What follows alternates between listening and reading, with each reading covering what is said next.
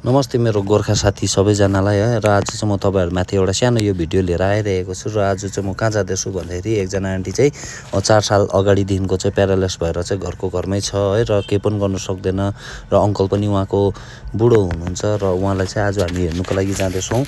र हस्पिटलहरु पनि तल पानी घट्टा फेरेकी गर्नुको लागि पनि हामीले धेरै चोटी देखाइसकिसक्यौं है र पनि भएको छैन र पैसा रुपैयाँले गर्दाखेरि पनि धेरै पुगेको छैन र आज चाहिँ हामी उहाँको घर जस्ट पुगिसक्यौं है र उहाँको अंकललाई देखेर पनि हामी खुसी लाग्यो अंकल घरमै हुनुहुँदो रहेछ है र भित्र चाहिँ आन्टी एकदमै सारो बिमारी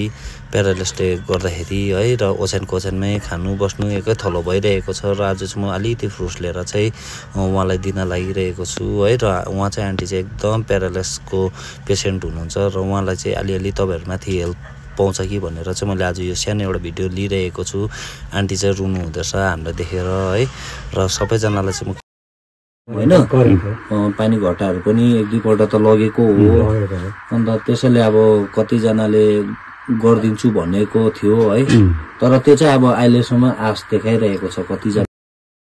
र अंकलले पनि भन्नुभयो है एकजना दिदीले चाहिँ दबाईहरु किनेर दिदैछ भन्नुभयो र आज हाम्रो मिरिक सेरोफेरोको दादाले पनि भिडियो बनाइरहनु भएको छ र उहाँ चाहिँ भानुटौको हो है र आज हामी आन्टीलाई हेरेर चाहिँ हामी एकदम मन पनि कस्तो भयो र अहिले हाम्रोमा पैसा त्यस्तो बजेट थिएन र अलिअलि फ्रुट्सहरु चाहिँ लिएर आयौं र तपाईहरुले पनि सक्नुहुन्छ भने अलिअलि केही सहयोग गर्न सक्नुहुनेछ र म